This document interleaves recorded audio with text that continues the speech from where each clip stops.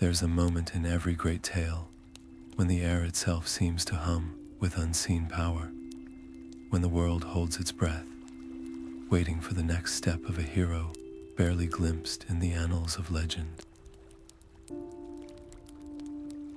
Tonight, we step into one such moment with Alatar the Blue Wizard, a figure of mystery and quiet strength, standing alone atop a windswept cliff in the far lands of Rhûn.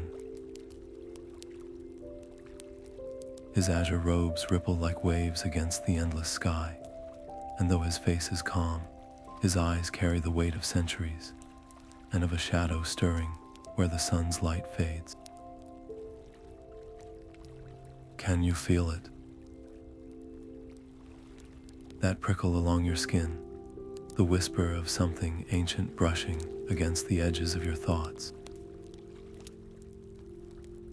Wherever you are right now, whether curled under blankets or listening beneath a sky full of stars, we'd love to know, what time does your own journey into rest begin tonight? Let us know in the comments below, and let's wander together into this tale of forgotten magic and unyielding resolve. Alatar is no ordinary wanderer. He is one of the Astari, the wise ones sent across the sea to guide the free peoples of Middle-earth against the creeping tide of darkness. Yet unlike his more celebrated brethren, his story lingers in the half-light, woven through whispers and half-remembered lore. Why does he stand here, so far from the familiar realms of elves and men? What secret does the East hold, and why does the wind carry the faintest echo of something hungry, something watching? Close your eyes for a moment. Listen beyond the rustle of fabric, beyond the distant cry of unseen creatures. There's a language in the air tonight, older than the mountains, and Alatar is the only soul left who remembers how to speak it. This is more than a bedtime story. It's an invitation to step into a world where every shadow hides a lesson, where even the faintest light can hold back the storm. As Alatar murmurs an incantation passed down from the dawn of time, his voice blends with the wind, weaving a spell not just of protection, but of memory. For in the East, where the stars themselves seem stranger, the greatest battles are often fought in silence, not with swords, but with choices. So settle in, wherever you are. Let the cadence of his words, the rhythm of this ancient tale, slow your breath and steady your heart. The road ahead is long, and the night is full of wonders waiting to be uncovered. The mist curls around Alatar's boots as he steps down from the cliffs, the damp air heavy with the scent of damp earth and something darker, something spoiled. The valleys of Rhûn stretch before him, veiled in shifting gray, but his gaze pierces through, drawn to the flicker of movement below. A group of hunters stumbles through the undergrowth, their faces gaunt, their eyes wide with a fear that has nothing to do with hunger. They freeze when they see him, this stranger in blue robes who moves like the wind itself, bends to his will. One of them, a woman with a braid streaked with ash, clutches a child to her chest. The rivers, she whispers, they burn the throat, twist the belly, even the fish they grow teeth where none should be.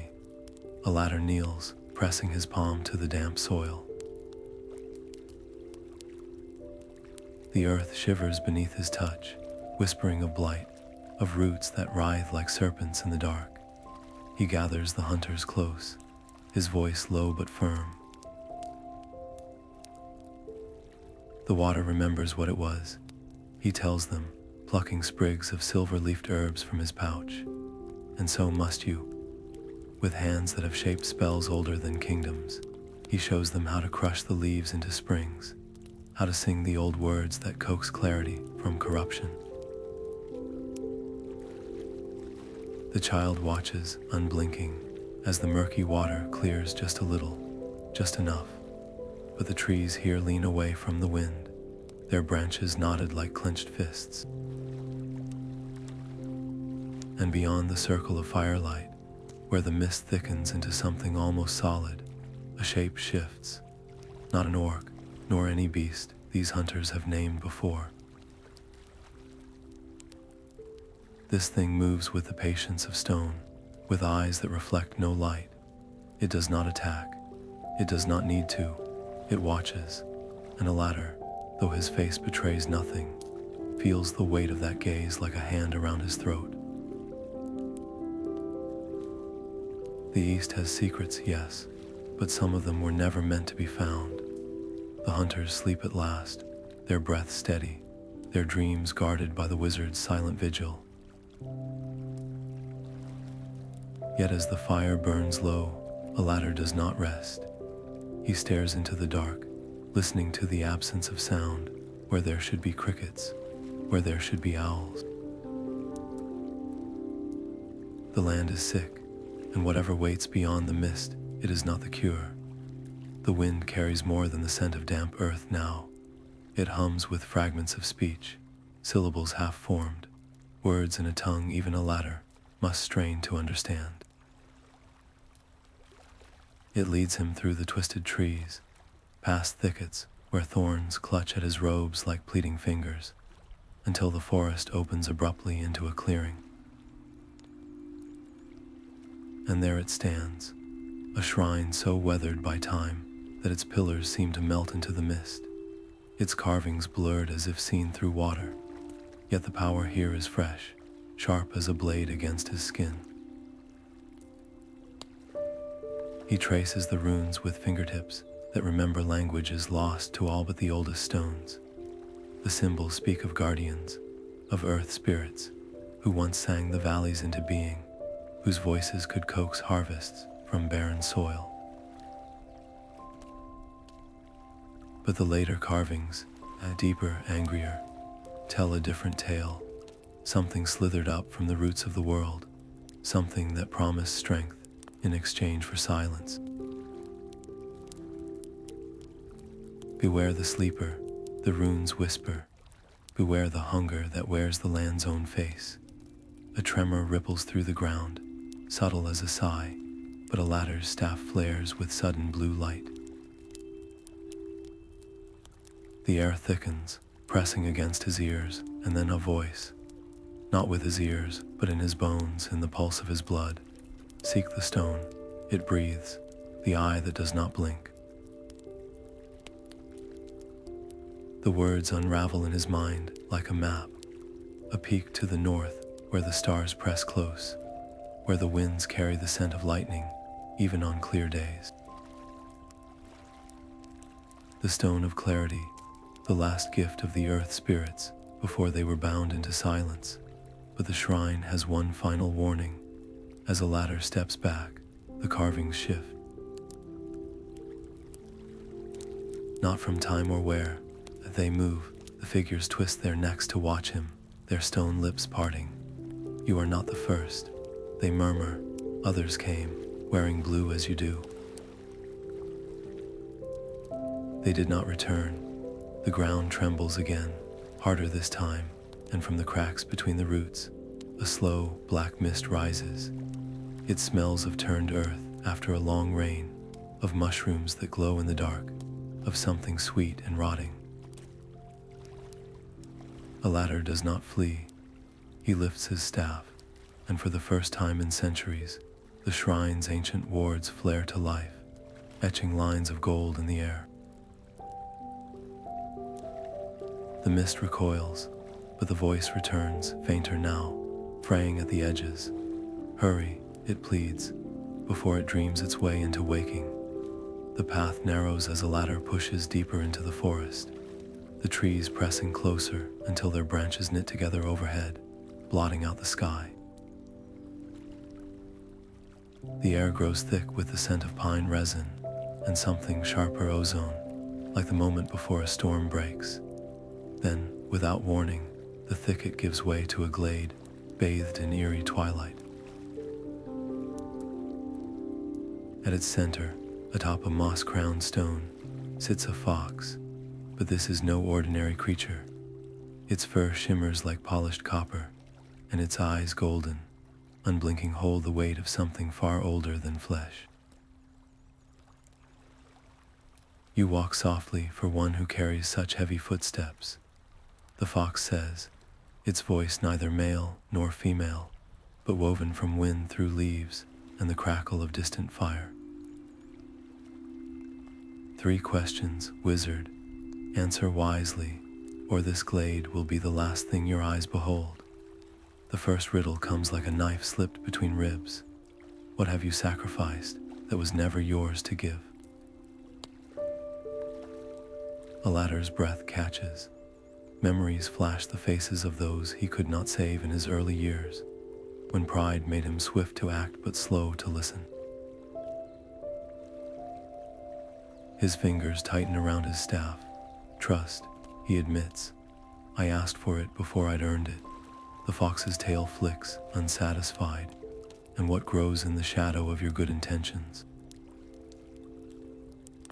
This strikes deeper.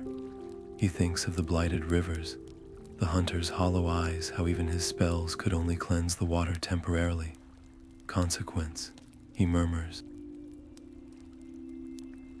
Every choice I delay, every truth I soften, they take root where I cannot see. The final question is barely a whisper. Who will you betray to keep your oath? The glade falls utterly silent. Alatar closes his eyes. He could lie, claim unwavering loyalty, but the fox would taste it. Instead, he lets the bitter truth rise. Myself, he says, to serve Middle-earth, I've buried pieces of who I was. Even now, I wonder what remains. For a heartbeat, the fox stares. Then it leaps down, circling him with steps that leave no imprint in the moss. Humility is a rare scent on wizards. It muses. With a flick of its muzzle, it deposits a single silver leaf at his feet, thin as parchment, cool as starlight. The illusions ahead are thick as thieves. This will help you see, but only if you remember the answers you gave today. As Alatar lifts the leaf, the glade dissolves around him, the trees unraveling into mist. The fox's parting words linger like smoke. Beware the lies that wear the face of kindness. And then he is alone again, the weight of the leaf in his palm, heavier than any blade. The silver leaf still glows faintly in Alatar's palm when the wind shifts, carrying with it a scent he hasn't known in decades: sage and burnt orange, the fragrance of Pallando's pipe smoke. He turns, and there, beneath the gnarled arms of an ancient oak, stands his fellow blue wizard. Pallando's robes are still the deep indigo of twilight, but the embroidery along the sleeves is new. Threads of gold that twist into shapes too sharp, too angular for the gentle patterns of their homeland. Brother, Pallando calls, his voice warm as ever, but his smile doesn't reach his eyes. You've been wandering too long alone. For a moment, the years fall away. They are in Valinor again, debating philosophy under the 2 trees, or laughing as their boat first touched the shores of Middle-earth, salt spray in their hair. But then Pallando steps closer, and Alatar sees it, the way his friend's fingers twitch towards something hidden in his sash, the unnatural sheen in his pupils, like oil on water. We've wasted centuries, Pallando says, gripping Alatar's forearm. The east is crumbling, and the valor sent us to act, not to whisper herbs into rivers. His enthusiasm feels feverish, his words too quick. I've found allies, powers who can turn the tide in months, not ages. Alatar's stomach knots. What allies? The question hangs between them, and Pallando's grip tightens. just for a heartbeat, before he pulls away with a laugh that rings hollow. The kind who understand urgency, he snaps. While you've been playing healer, I've been forging a path. They've shown me relics, a ladder, spells lost since the First Age. With them, we could burn the shadow from these lands before it takes root. But the relics of the First Age were wrought with prices too steep to pay. Alatar remembers the stories, swords that drank their wielders' souls, crowns that whispered madness to kings. At what cost? He demands, stepping back. Since when do we traffic with powers we cannot name? Pallando's face darkens, since the enemy stopped playing by rules. He thrusts a hand toward the blighted forest. You saw what's coming. Will you kneel and sing to the earth while it dies? The air between them crackles, thick with unsaid things. Then Pallando exhales sharply, rolling his shoulders as if shaking off a weight. Come with me, he murmurs, suddenly calm. See what they've offered. Just see, there's a plea beneath the words, or perhaps a warning. Alatar hesitates. This is Pallando, his closest friend, his other half in this long exile. But the man before him speaks with another's cadence, another's hunger. Show me their faces, Alatar says quietly. Tell me their names. Something flickers in Pallando's gaze. Frustration. Fear, before he turns abruptly. You always did ask too many questions, he mutters. Then, with a swirl of robes, he's walking away. When you're ready to act, you'll know where to find me. Alatar doesn't follow. The silver leaf in his hand pulses once, cold against his skin, and the wind carries back Pallando's final words, barely audible. Don't wait until it's too late. The trees swallow him, and the glade is silent again, save for the whisper of leaves. Or are they whispering? Alatar tilts his head. No, not leaves, voices. Faint, mocking, threading through the branches like smoke. They murmur a single phrase, over and over, in a tongue that curdles the blood. He is not the only one who changes.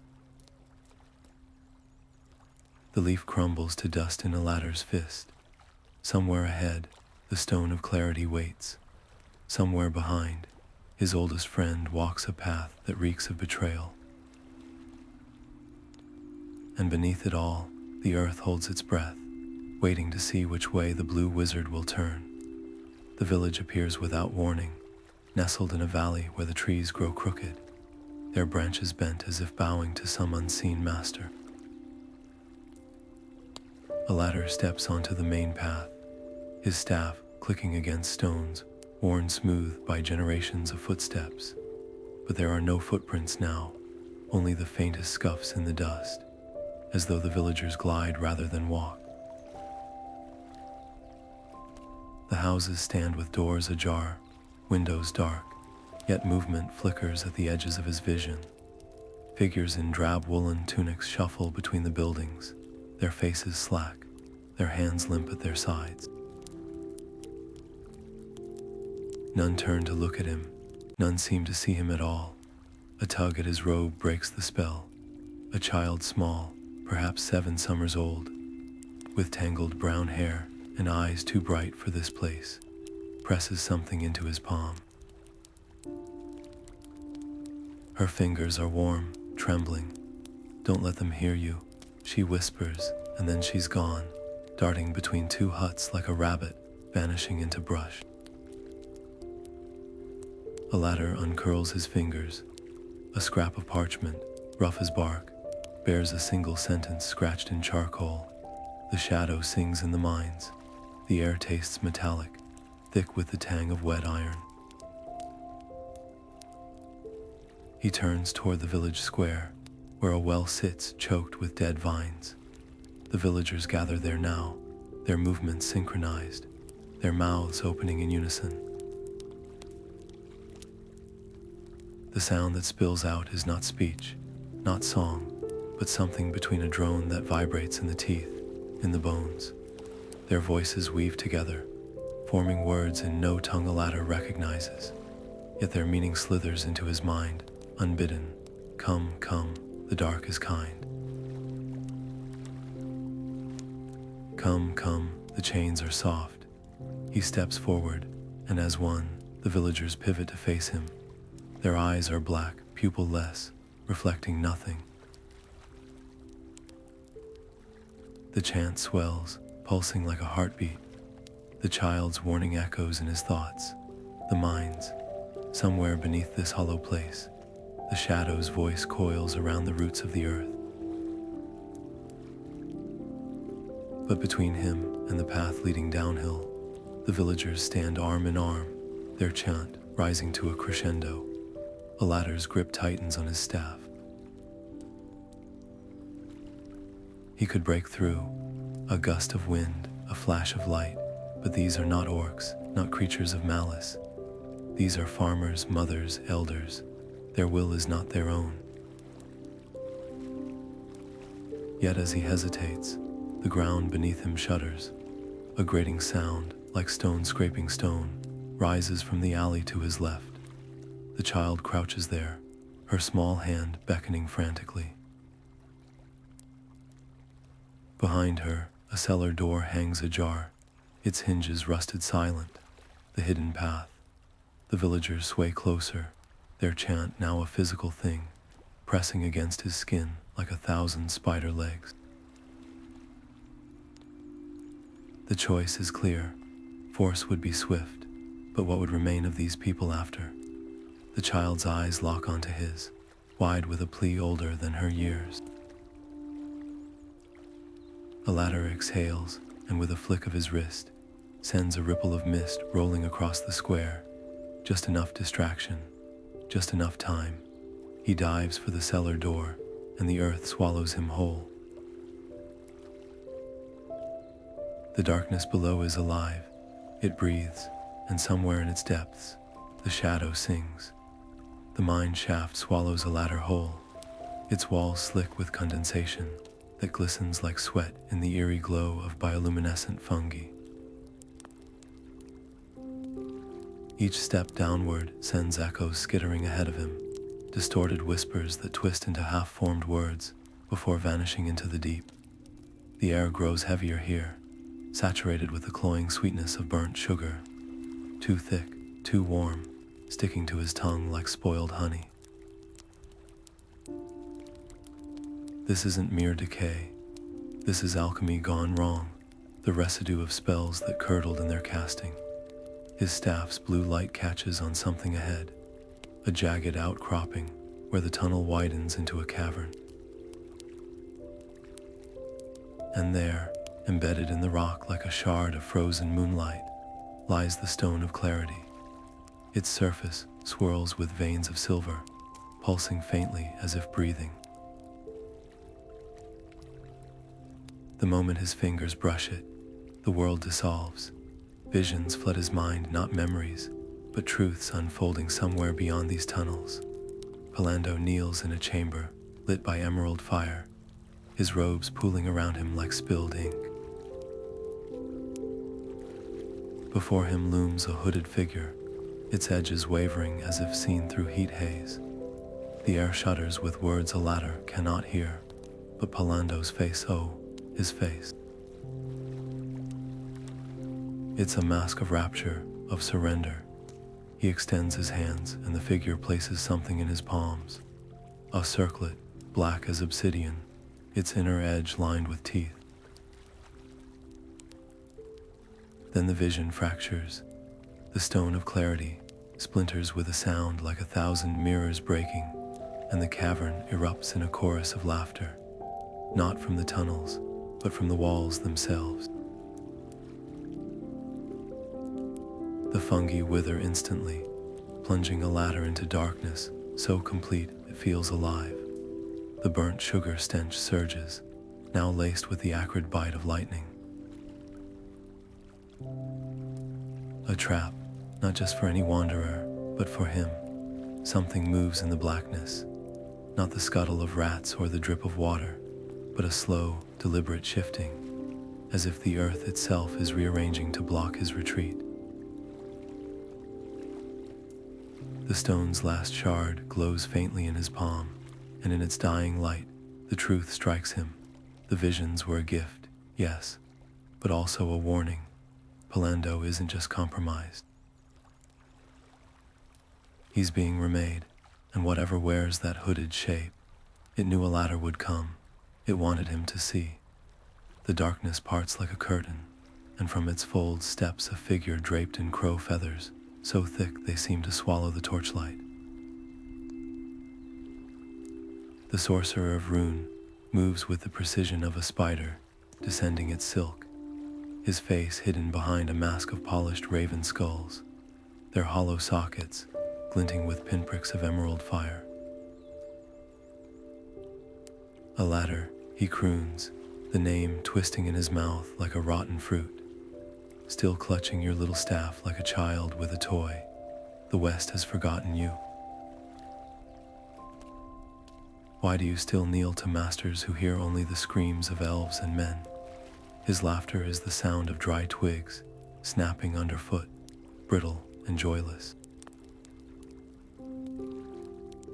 One feathered hand extends, palm upturned, and in it floats a swirling orb of violet flame, not heat, but something deeper, older.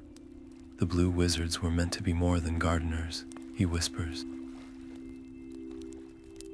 The East could have been yours to shape. Even now, your brother begins to understand. Will you let pride chain you to a lost cause? A ladder's grip tightens on his staff, but the sorcerer's words slither under his skin. Pallando's feverish eyes, the golden threads in his robe, the way he spoke of allies who promised victory. How much of him is left? Power without purpose is a poison, a ladder says, his voice steady despite the weight in his chest.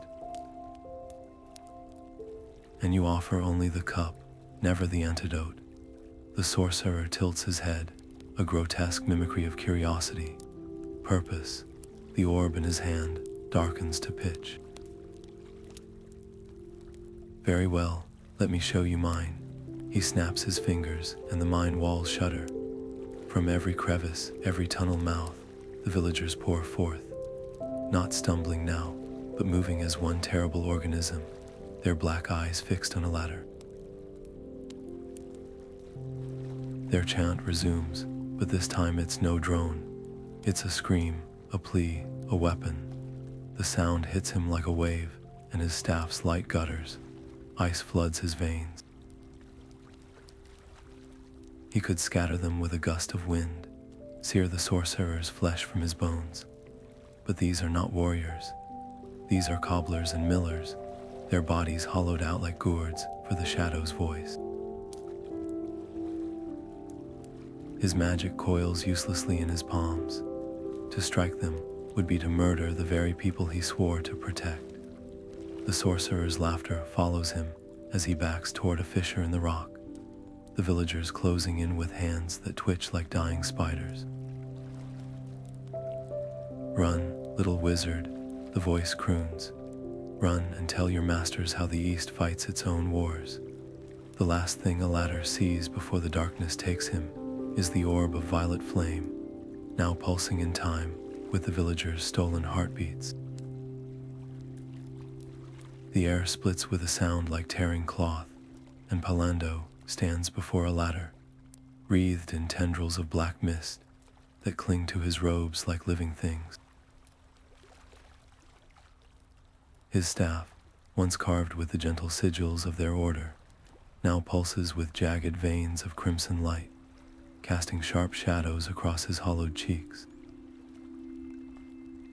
You always were too slow to see the truth, he rasps, though his voice wavers almost as if some part of him is screaming beneath the words.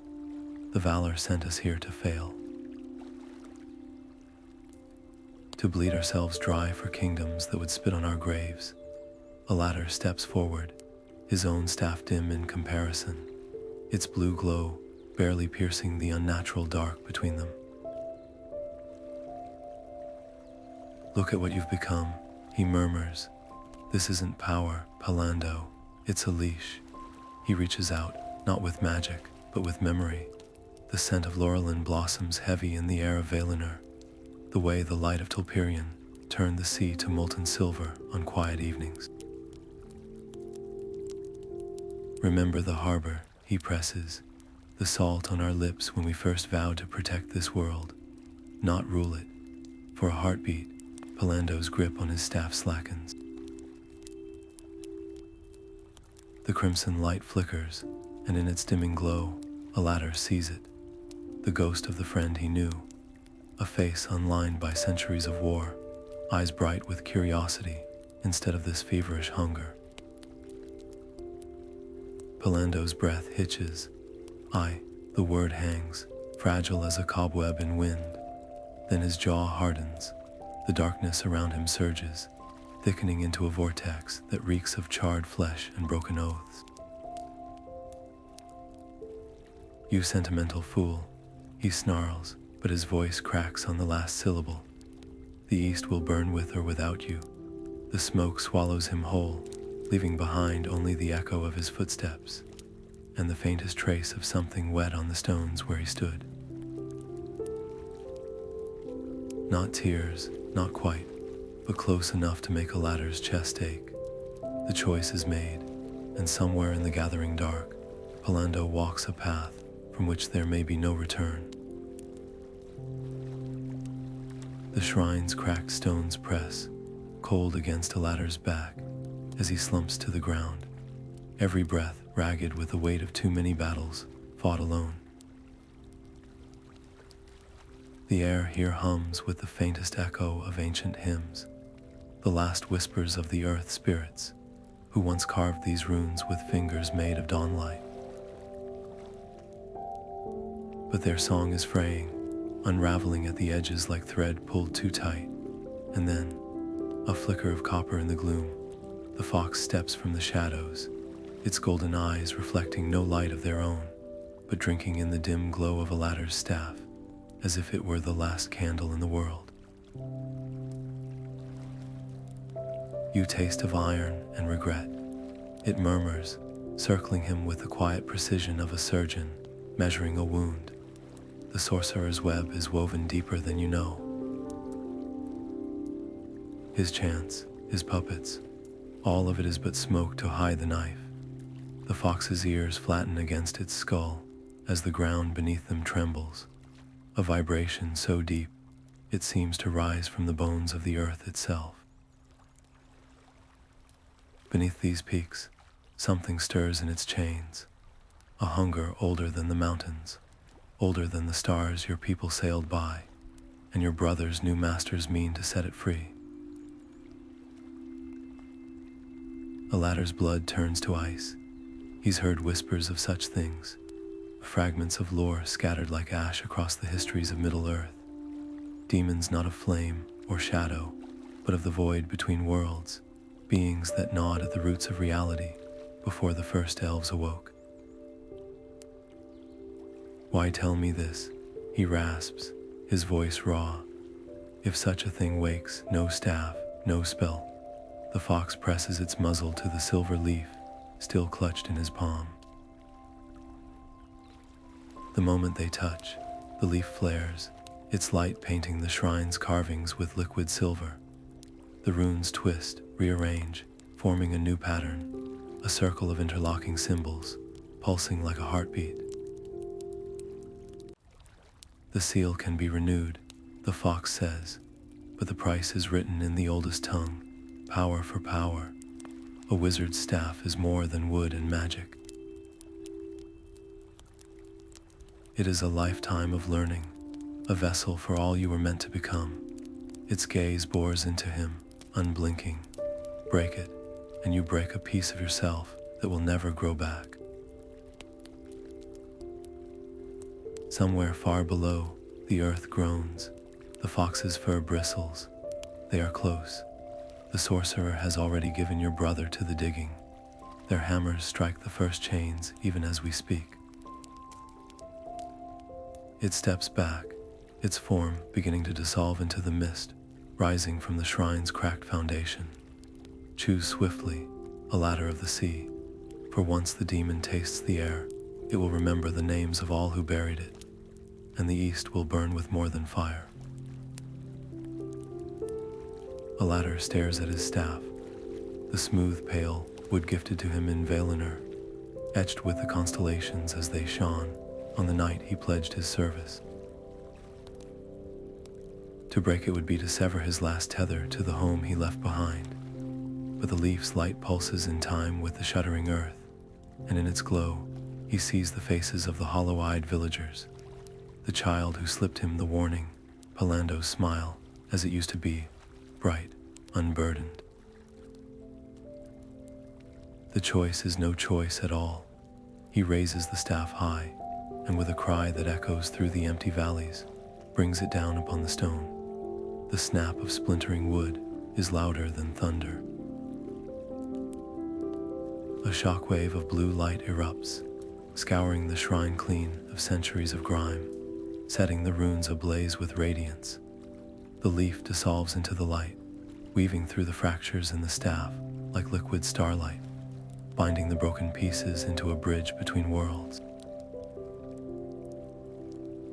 The ground stills, the air clears. For a heartbeat, all is silent. Then, from the depths, a howl rises not of triumph, but of rage. The seal holds, but the sorcerer's work is not undone. And Alatar, kneeling amidst the shards of his own power, knows the true cost is yet to be paid. The campfire's glow is a fragile thing against the vast dark of the eastern steppes, its light licking at the faces of the nomads gathered around it, like a creature testing its bonds.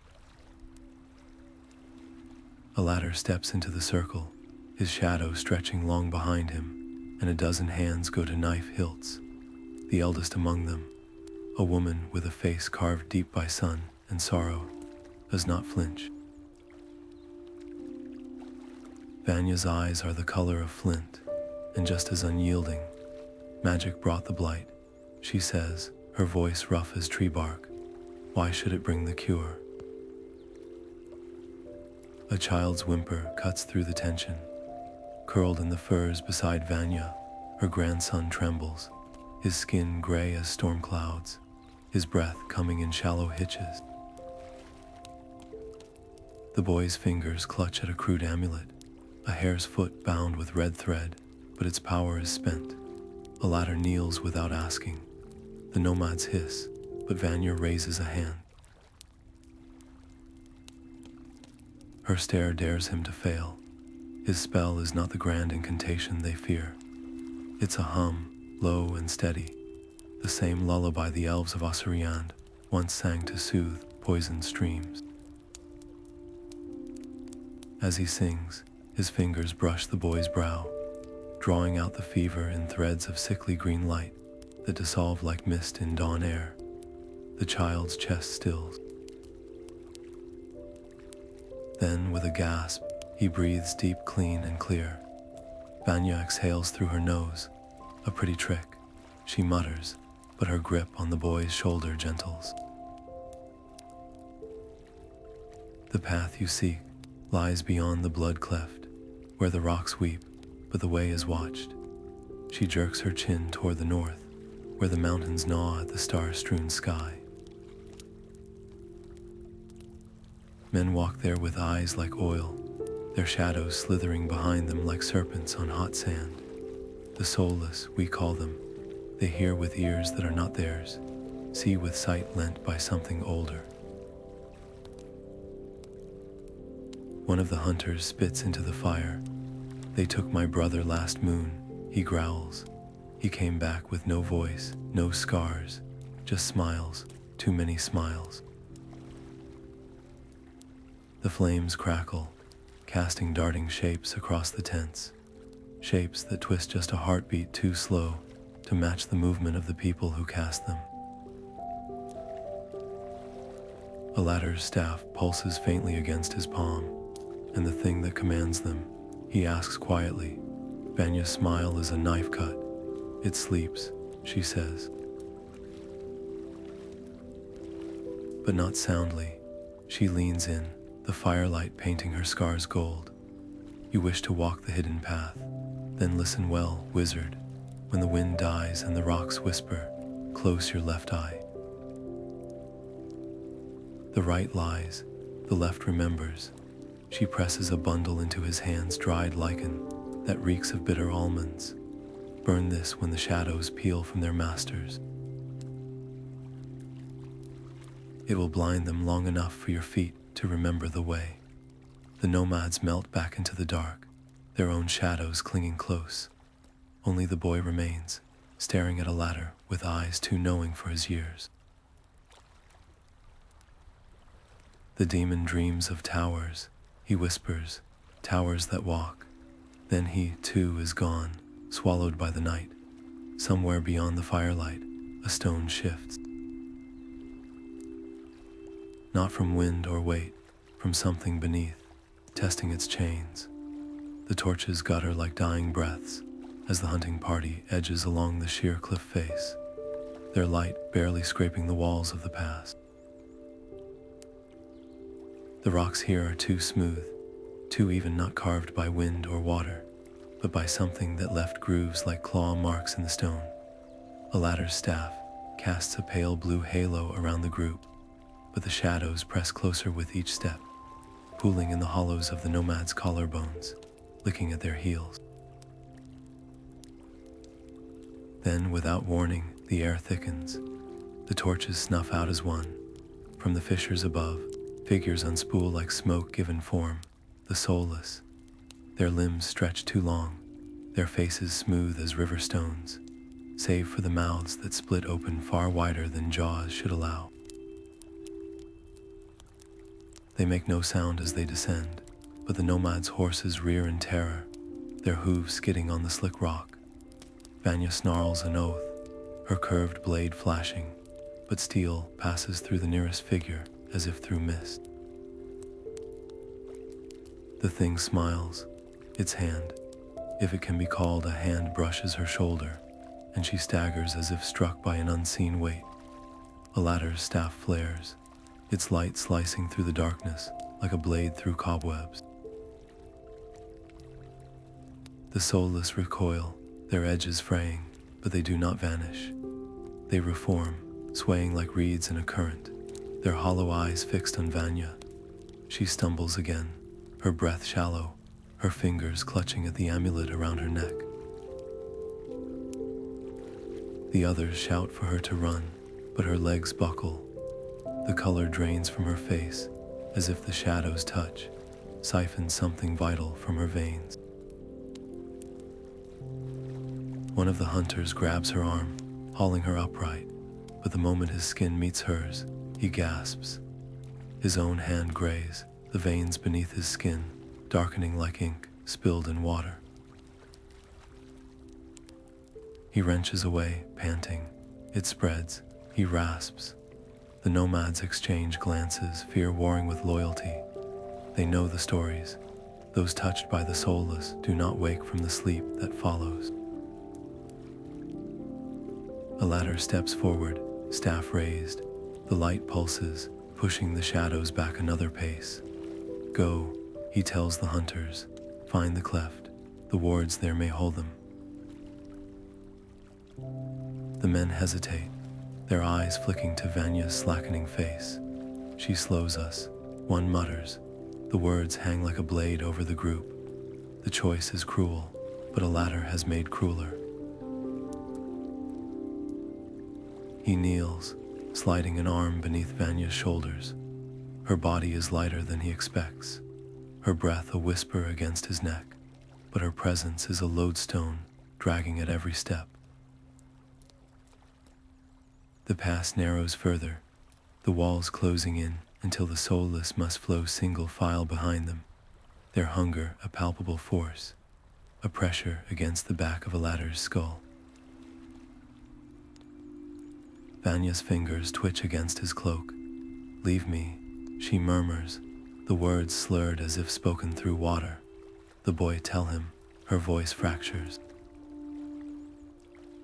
Alatar adjusts his grip, his own muscles burning. The staff's light wavers with each labored step, the blue dimming to a sickly gray at the edges. Somewhere ahead, the hunter's footsteps echo, too quick, too distant. The air tastes of iron and damp stone, of something old stirring in the deep places of the world. The soulless do not rush. They glide, patient as the tide, their forms flickering between flesh and smoke. They know what comes next. The past cannot last forever, and neither, whispers a voice in Alatar's mind, can you.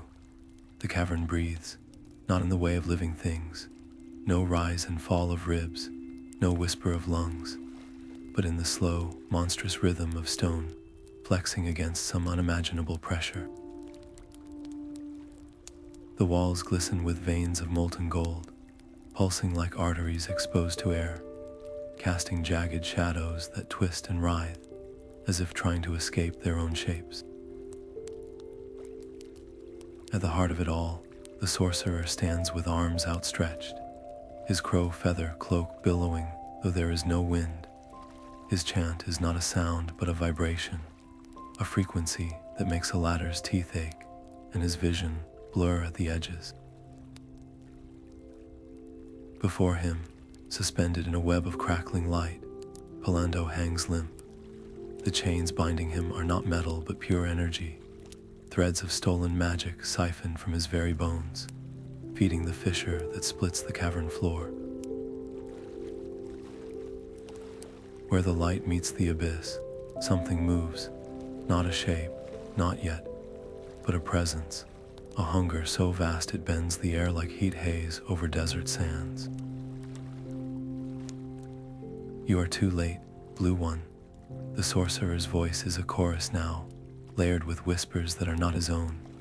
He turns, and his mask has split down the middle, revealing not flesh, but a void where stars flicker and die. The chains were always meant to break. Your brother simply sped things along.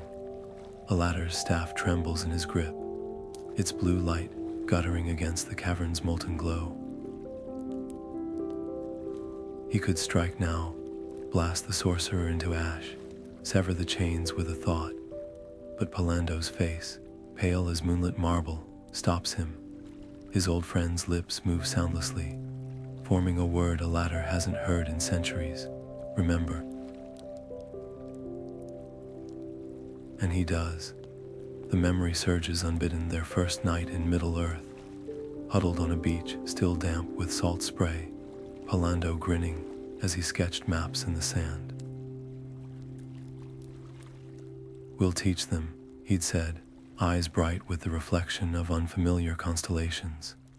Not just spells, but how to listen to the earth, how to heal it. The dream had been so simple, so pure. Now that same earth trembles beneath Alatar's feet, its pain a scream in his blood.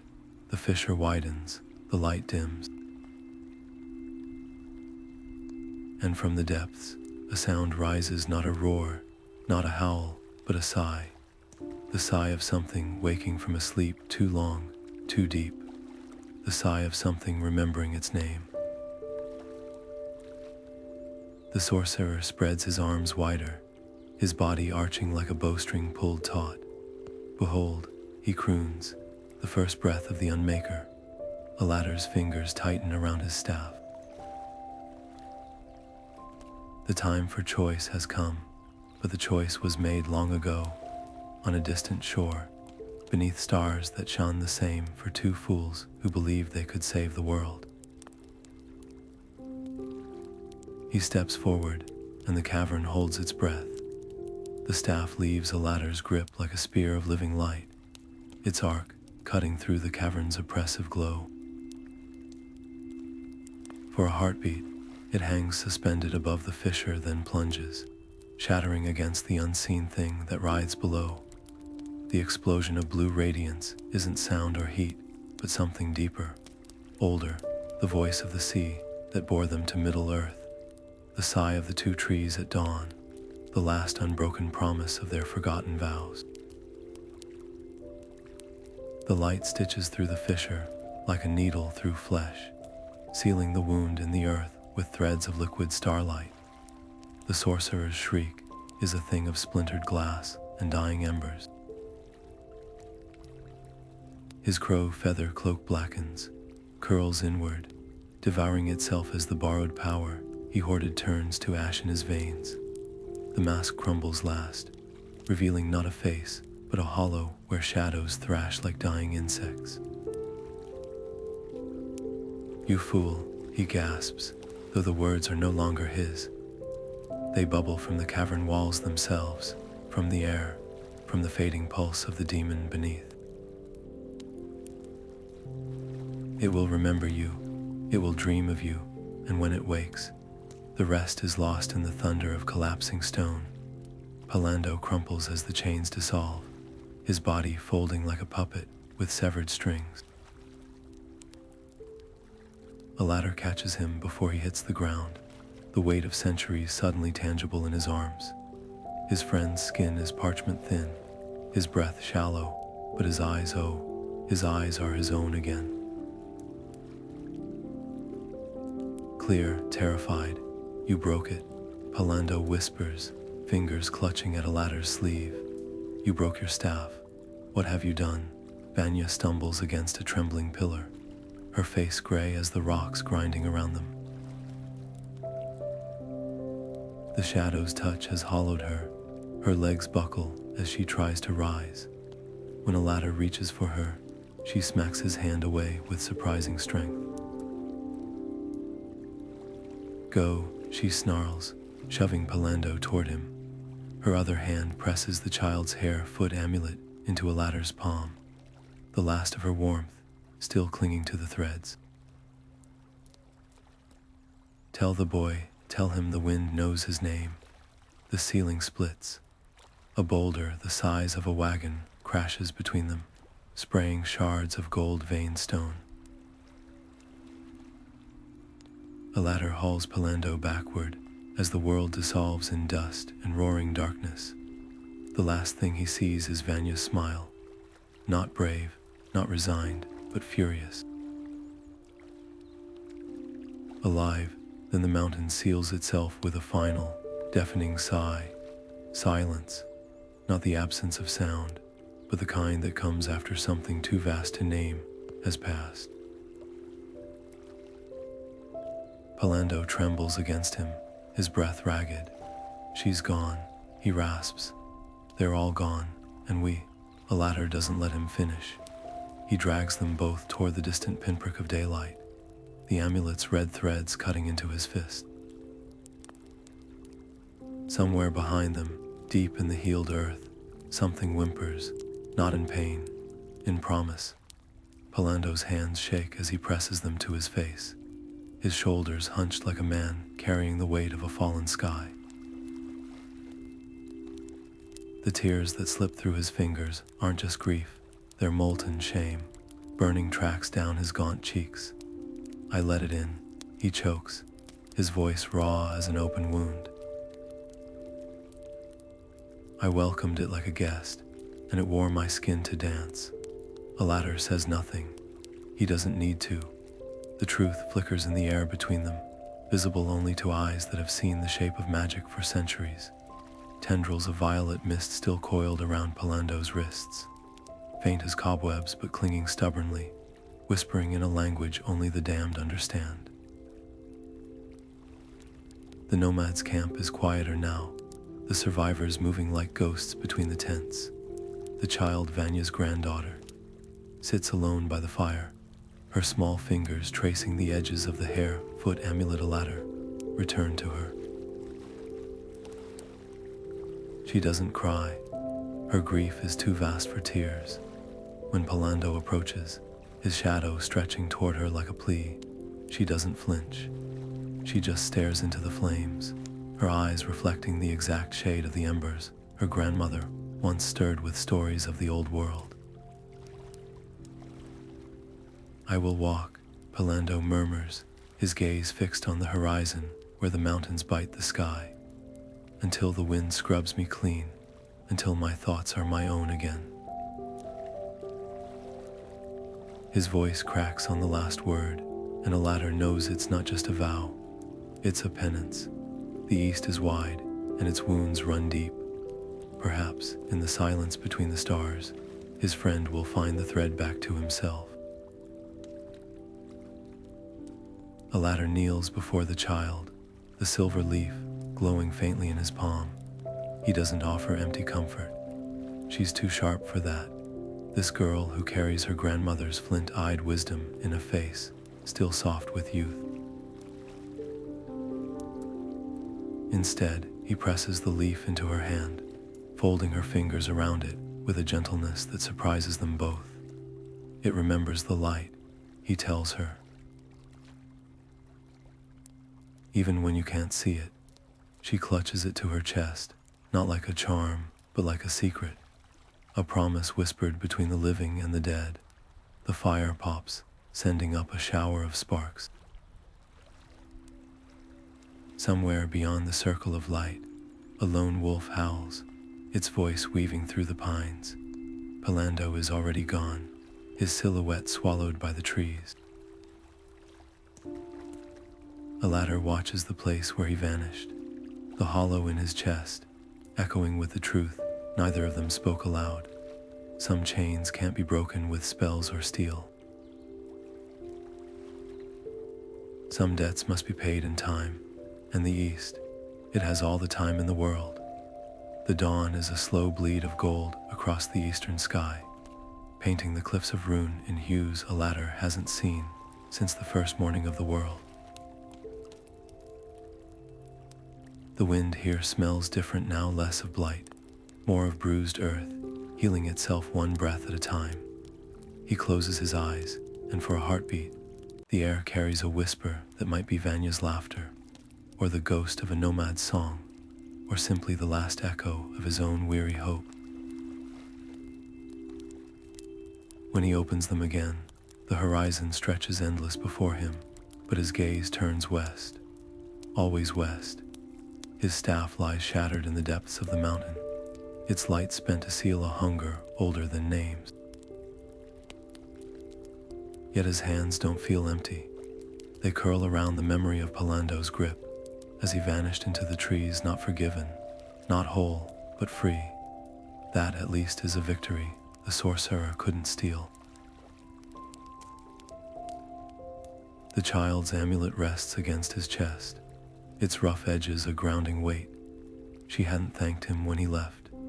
She'd pressed a sprig of dried sage into his palm, instead, her grandmother's last harvest, and said nothing at all. Some gifts don't need words. The wind shifts, carrying the scent of rain from distant plains. Shadows gather in the west, thicker now, coiled around kingdoms that still believe themselves untouched. Alatar knows better. Darkness never sleeps. It only waits, and though his steps are slower without his staff, though his magic hums quieter in his veins, the purpose that carried him across the sea still burns, not as a flame, but as an ember, patient, persistent, ready to flare when the night grows cold.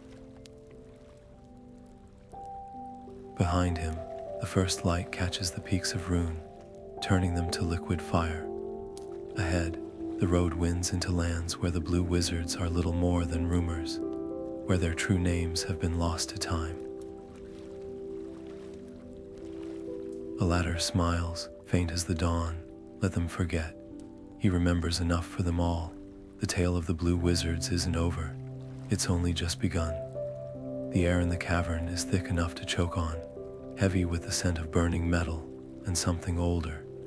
Something that tastes like the space between stars. Alatar's fingers tremble around the silver leaf, its edges brittle as frost, its glow flickering like the last ember in a dying fire. The sorcerer's laughter is a jagged thing, scraping against the walls of the cavern, but Alatar doesn't hear it. Not really.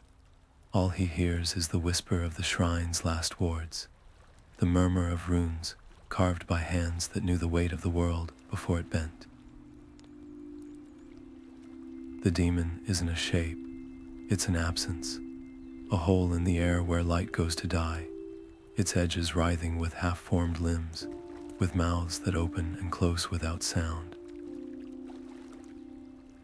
It doesn't breathe.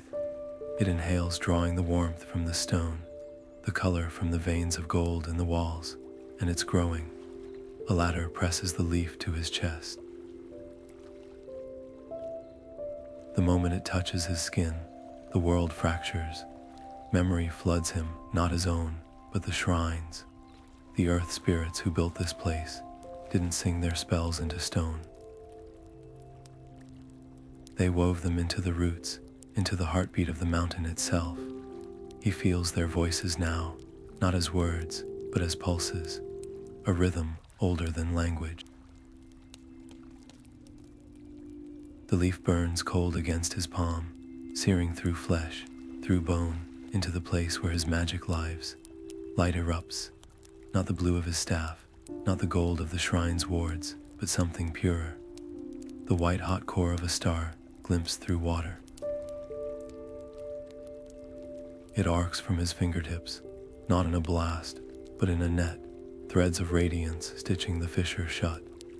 The demon shrieks, a sound that isn't sound but the sudden, sickening silence of a snapped spine.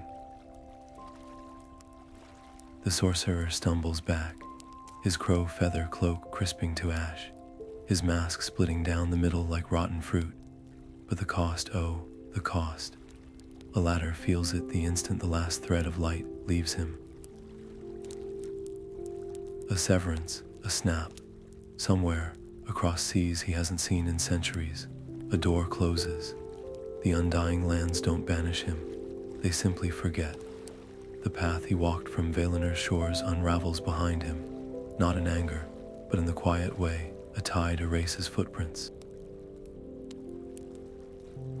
He'll never hear the lapping of those waves again, never smell the laurelin blossoms heavy on the wind. The cavern trembles, rocks crashing down as the mountain heaves itself back together. The demon is gone, the sorcerer is gone, and Alatar, he's on his knees, his hands empty, his chest hollow. The leaf is dust, the shrine is silent, but the east is still breathing. And so is he. The road stretches before Alatar like an unrolled parchment, its edges frayed by wind and time. His robes, once the vivid blue of deep ocean waves, are faded now, washed pale by sun and struggle. But his eyes, they've never been clearer. The weight of the east still hangs on his shoulders, but it's a different kind of weight now. Not the crushing burden of duty, but the quiet heft of choice. Every step is his own. Behind him, beyond the curve of the horizon, the child kneels in the nomad's camp, her small fingers tracing the veins of the silver leaf with a focus that belies her years. The first flicker of her magic isn't a spark or a flame. It's a whisper, a sigh of light so soft it barely disturbs the dust at her knees. The nomads watch, not with fear, but with the wary respect they'd give a fledgling hawk testing its wings. She'll learn, she'll stumble, and one day, when the wind carries the scent of blight again, she'll remember the taste of this moment, the first time the world bent ever so slightly to her will. As for Pallando, the absence of his footsteps is its own kind of presence.